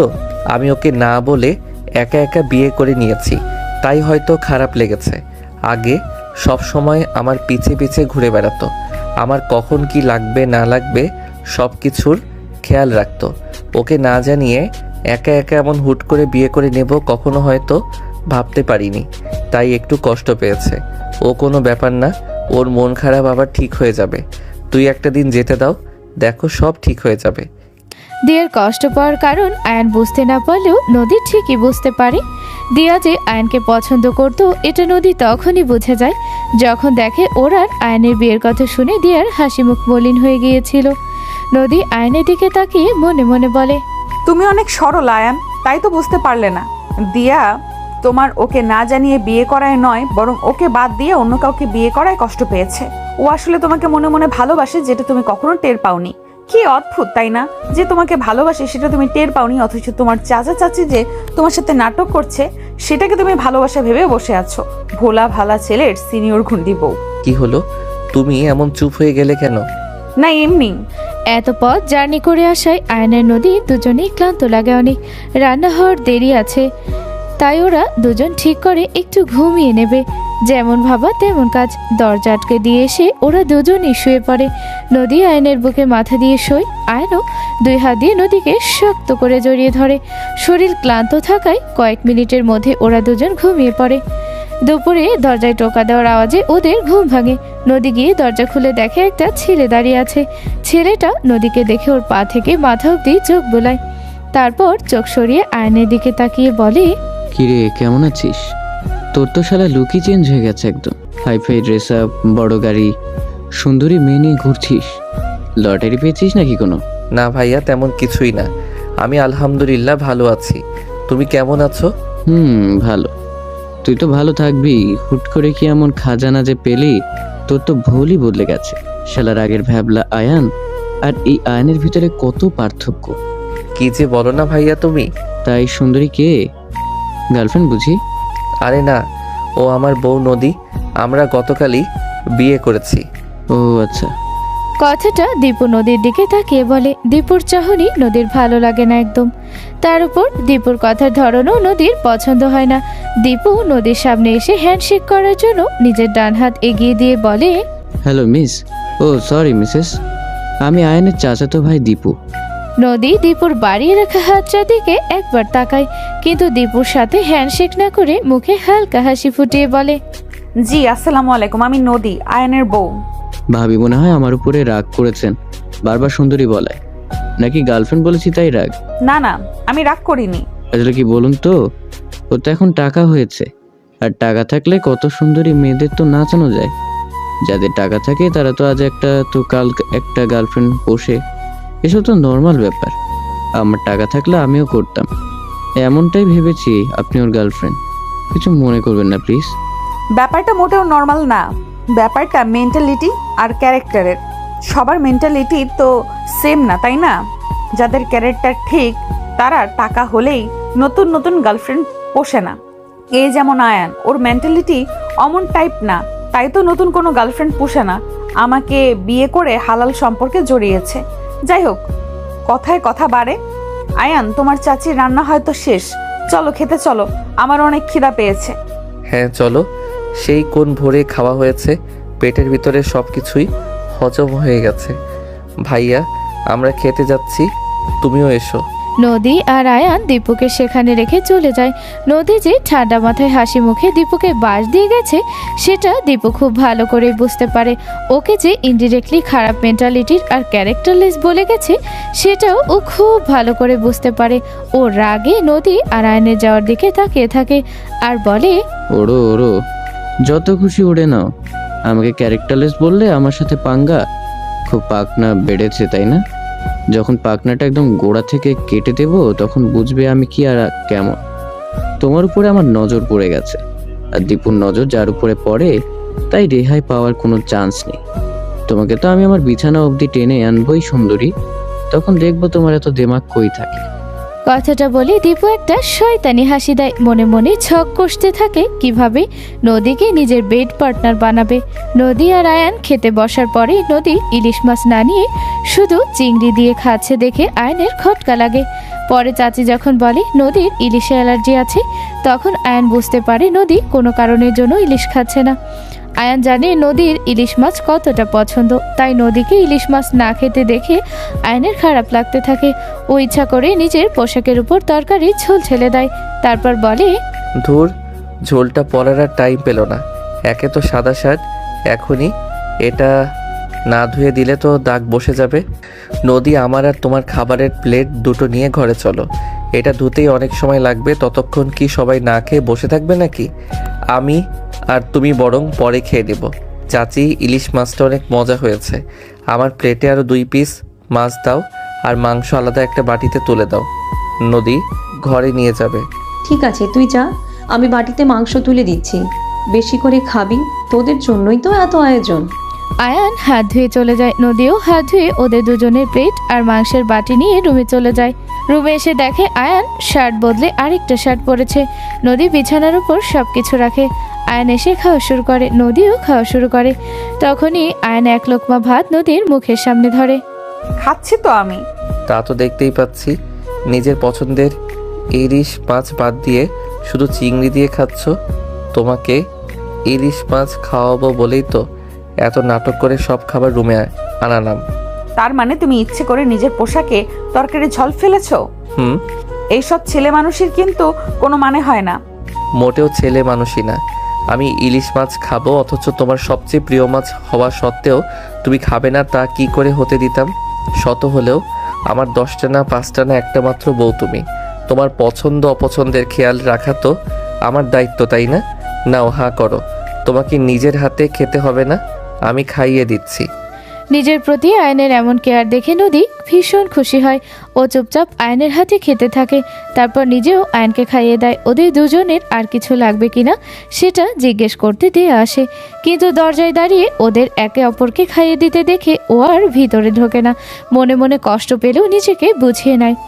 দোয়া করতে থাকে আয়ন যেন নদীর সাথে অনেক সুখী হয়, ওরা যেন সব সময় এমন হাসি খুশি থাকে, আর ওদের ভালোবাসা যেন এমন অটুট থাকে। ও তো আয়নকে নিজের করে পেল না, কিন্তু আয়ন যেন নিজের ভালোবাসার মানুষের সাথে সব সময় খুশি থাকে সেই দোয়া করে দিয়া।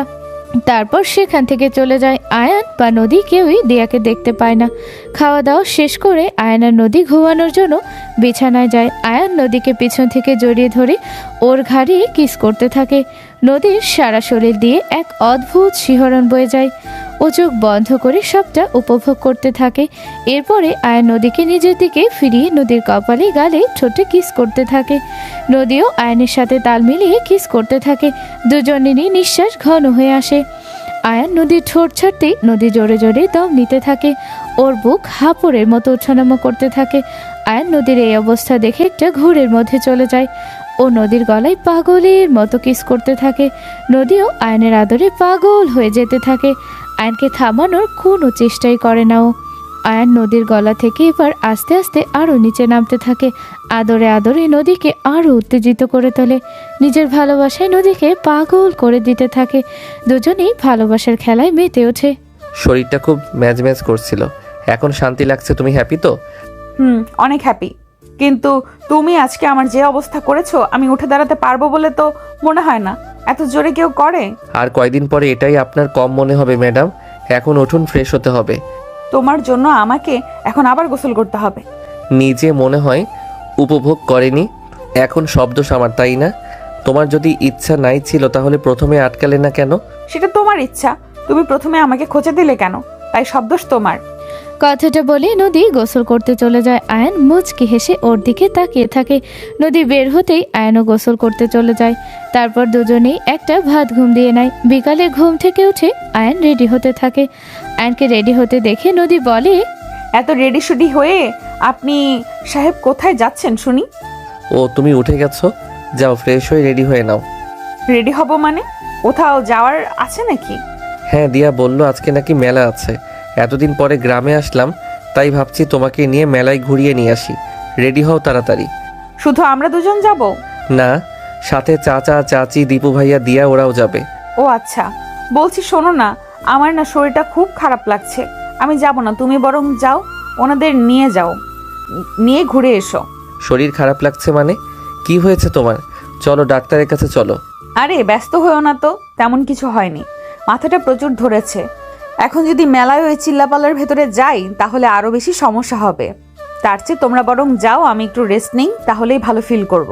থাক, ওরা সবাই যাক, আমি যাব না। তোমাকে একা ফেলে যাওয়াটা ঠিক হবে না। একে তো নতুন জায়গা, তার উপর তোমার শরীরটাও ভালো না। তোমাকে এই অসুস্থ অবস্থায় ফেলে আমি মেলায় যাব না। নদীর আসলে কোনো মাথা ব্যথা করছে না, ও পুরোটাই নাটক করেছে। ও শুধু চাইছে বাড়িটা যেন কিছু সময়ের জন্য একদম খালি হয়ে যায়। বাড়ি খালি না হলে ও কিছুতেই নিজের উদ্দেশ্য পূরণ করতে পারবে না। তাই ও আয়ানকে বলে, আরে দূর, তুমি কি শুরু করলে? হ্যাঁ, বললাম তো তেমন সিরিয়াস কিছু না, শুধু মাথা ব্যথা করছে। এখন একটু টাইম নিরিবিলি হয়ে শুয়ে রেস্ট নিলেই সব ঠিক হয়ে যাবে। তুমি কেন শুধু শুধু আমার জন্য মেলায় যাবে না বলো তো? আর এখন তুমি যদি না যাও তাহলে চাচা চাচি কি ভাববে বলো তো? ভাববে আমি হয়তো তোমাকে যেতে বারণ করেছি। তাই প্লিজ তুমি এত চিন্তা না করে যাও, গিয়ে ফ্যামিলির সাথে কিছু টাইম কাটিয়ে আসো।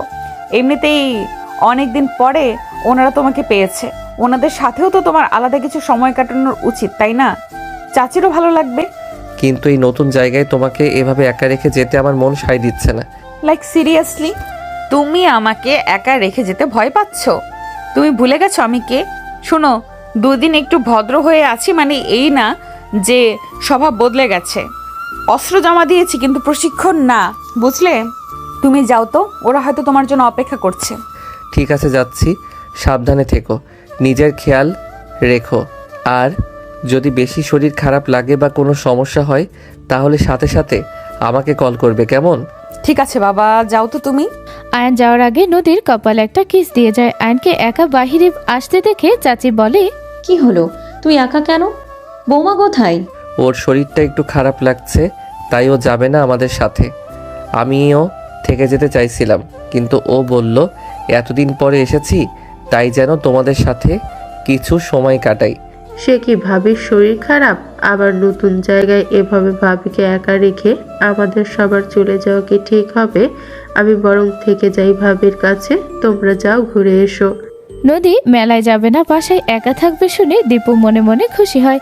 ও তো চাচ্ছিলই নদীকে একা পেতে, আর আজকে সেই সুযোগ এসেছে। তাই ও বলে, তুই কেন থাকতে যাবি? বছরে একবারেই মেলাটা হয়। আর ভাবি যদি বেশি শরীর খারাপ লাগতো তাহলে আয়ান কি ভাবিকে একা ফেলে যেত? ও হচ্ছে শহরের মেয়ে, একা থাকা ওর জন্য কোনো ব্যাপারই না। কি ঠিক বললাম তো আয়ান? হ্যাঁ দিয়া, ওর আসলে মাথা ব্যথা করছে, তাই মেলায় চিল্লাপাল্লার ভিতরে যেতে চাইছে না। তুই এত চিন্তা করিস না। আর তাছাড়া যদি কোনো সমস্যা হয় তাহলে ওর কাছে ফোন তো আছেই, ও আমাকে কল করবে। হ্যাঁ হ্যাঁ, চল চল, এমনিতেই অনেক দেরি হয়ে গেছে। ওরা সবাই মেলার উদ্দেশ্যে বেরিয়ে পড়ে। এদিকে দীপু মনে হয় মনে মনে শয়তানি ছক কষতে থাকে। সবাই চলে যাওয়ার পরে নদী নিজের রুম থেকে বেরিয়ে আসে। তারপর মেইন গেটের কাছে গিয়ে একবার দেখে আসে ওরা কেউ আশেপাশে আছে কিনা।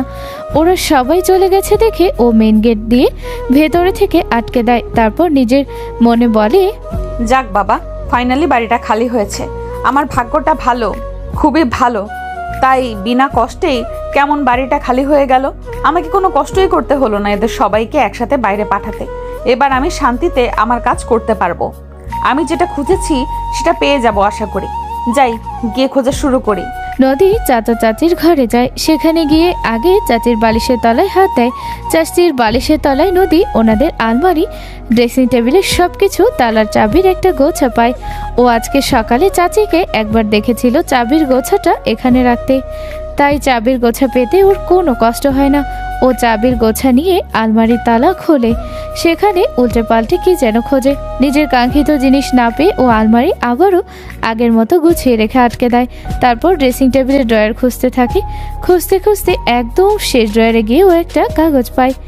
এটা ঠিক কাগজ না, একটা দলিল। এই দলিলটাই নদী খুঁজছিল। দলিলটা পেয়ে ওর মুখে হাসি ফুটে ওঠে। ফাইনালি আমি আমার কাজে সাকসেস হলাম। এই দলিলটাই তো খুঁজছিলাম আমি। এত সহজে সবকিছু হবে ভাবতেও পারিনি। এইবার হবে আসল খেলা। এই দলিলের জন্যই তো আমি এত দূর এসেছি। আমি আমার উদ্দেশ্যে সফল। এই পুরো পরিবার আসুক মেলা থেকে। এদের জন্য একটা সারপ্রাইজ অপেক্ষা করছে। এমন সারপ্রাইজ যা এরা কোনোদিন কল্পনাও করতে পারেনি। এমন সারপ্রাইজ যা পাওয়ার পরে সবাই একদম শকড হয়ে যাবে। এখন এখান থেকে যেতে হবে। ওরা আবার কখন চলে আসে তারও ঠিক নেই। যেই ভাবা সেই কাজ। নদী ড্রেসিং টেবিলের ভিতরে সবকিছু আগের মতো করে গুছিয়ে রাখে। তারপর চাবির গোছাটা চাচির বালিশের তলায় রেখে চাচা চাচির ঘর থেকে বেরিয়ে আসে। নিজের রুমে গিয়ে আগে নিজের লাগেজের চেন খুলে তার ভিতরে দলিলটা রাখে। তারপর গিয়ে মেন দরজা খুলে দেয়। আশেপাশে তাকিয়ে দেখে আয়নরা কেউই এখনো আসেনি। নদী নিশ্চিত মনে রান্নাঘরে গিয়ে দুধ বেশি করে দিয়ে 1 কাপ কফি বানায়। কফিটা নিয়ে নিজের রুমে এসে বিছানার উপর আয়েশ করে বসে। তারপর প্রফুল্ল মনে কফি খেতে থাকে। কফি খেয়ে উঠে আবারও রান্নাঘরে যায়। সেখানে গিয়ে নিজের জন্য একটু নুডলস রান্না করে রুমে নিয়ে এসে খেতে থাকে। আহা, এখন শুধু শান্তি করার পালা। এবারের লোকেরা যে কেন এখনো আসছে না, আমার তো আর তর্স হচ্ছে না। কখন সবাই আসবে আর কখন এদের সারপ্রাইজ দিব। আচ্ছা, সারপ্রাইজটা পেয়ে এদের চেহারাটা ঠিক কেমন দেখতে হবে, এরা কেমন রিয়াকশন দিবে, ভাবলেই তো আমার কেমন যেন লাগছে। এমন হাজারো চিন্তা নদী করতে থাকে। এদিকে দীপু চেষ্টা করতে থাকে কোনোভাবে সবার থেকে আলাদা হয়ে যেন বাসায় আসতে পারে। আজকে নদী বাসায় একা। আজই ওর সুযোগ নদীকে নিজের করে নেওয়ার। ও বিভিন্ন বাহানা খুঁজতে থাকে বাসায় আসার, কিন্তু কোনো কিছুতেই ও সফল হয়ে উঠতে পারে না। কি করব আমি এখন? কিভাবে এদের থেকে আলাদা হব? বাসে যাওয়ার কথা বলে যদি কেউ সন্দেহ করে তখন কি হবে?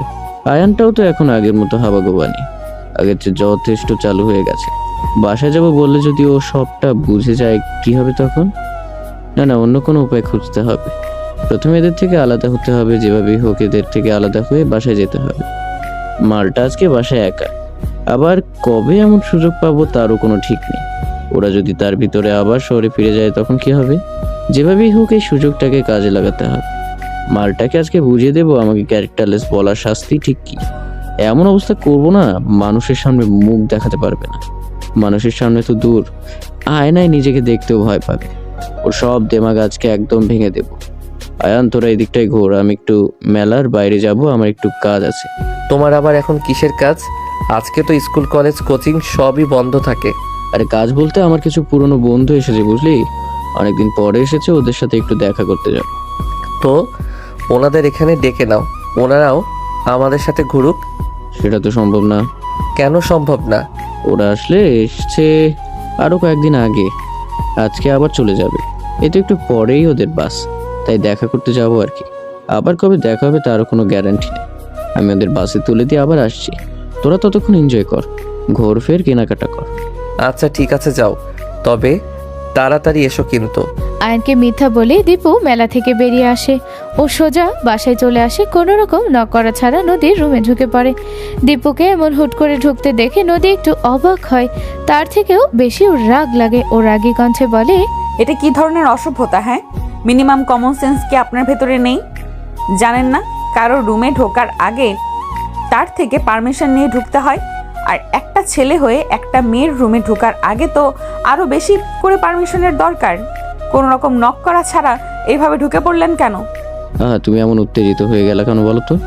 আমি তো এখনো তোমাকে ছুলামই না, তার আগে এত উত্তেজিত হলে হবে? কিছুটা উত্তেজনা জমিয়ে রাখো, সেটা না হয় বেডে দেখাবে। What rubbish!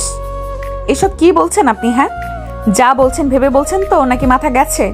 আমি যা বলছি ভেবেচিন্তে ঠান্ডা মাথায় বলছি।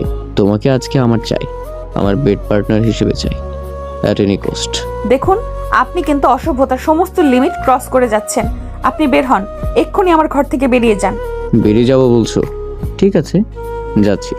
কথাটা বলে দীপু দরজার দিকে যেতে থাকে। নদী ভাবে দীপু হয়তো চলে যাচ্ছে, কিন্তু ওকে ভুল প্রমাণ করে দীপু দরজা দিয়ে বের না হয়ে উল্টো দরজা ভিতর থেকে লাগিয়ে দেয়। দীপুকে দরজা আটকে দিতে দেখে নদী আরও রেগে যায়।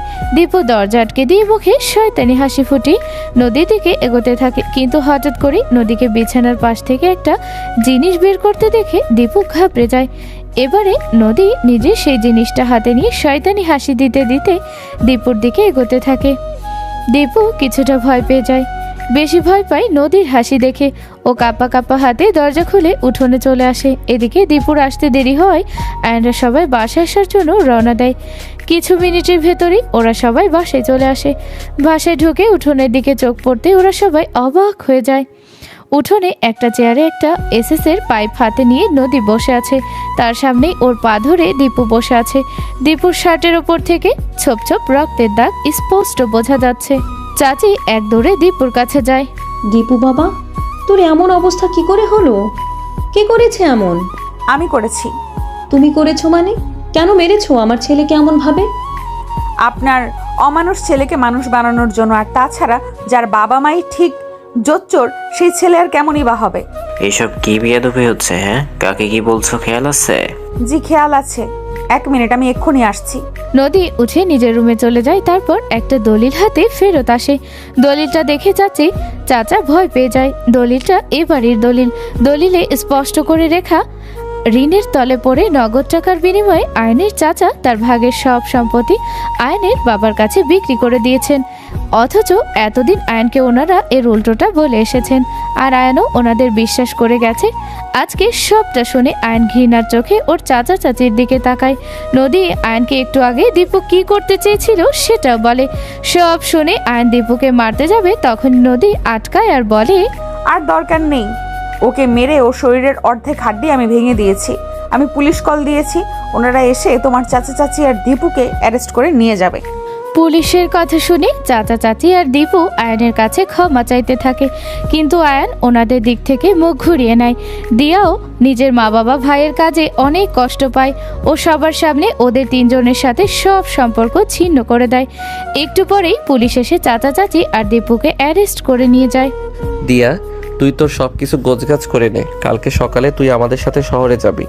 না ভাইয়া, আমি এখানে থেকেই পড়াশোনা করতে চাই। কিন্তু এখানে তোকে কার ভরসায় রেখে যাব? বড় ফুপিকে এখানে চলে আসতে বলবো। ওনার তো স্বামী সন্তান কেউ নেই।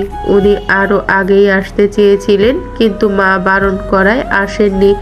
এখন তো আর কোনো সমস্যা নেই, এখন নিয়ে আসবো। আচ্ছা, যেমন তোর ইচ্ছে। পরের দিন সকালবেলা আয়নের নদী শহরে ফেরত আসে। আয়নের বাবার অনেক জমি জমা, সেখান থেকে কিছু জমি বিক্রি করে তা দিয়ে একটা ফ্ল্যাট কিনে আয়ন নদীকে নিয়ে থাকতে শুরু করে। ওদের অনেক ধানি জমি মানুষের কাছে চুক্তিতে দেওয়া, সেখান থেকে অনেক ধান আয়ন পায়। আবার অনেকগুলো ঘের আছে, সেখান থেকেও অনেক টাকা আয়নের লাভ হয়। সব মিলিয়ে ওর আর নদীর সংসার বেশ ভালোভাবেই কাটতে থাকে। সমাপ্ত।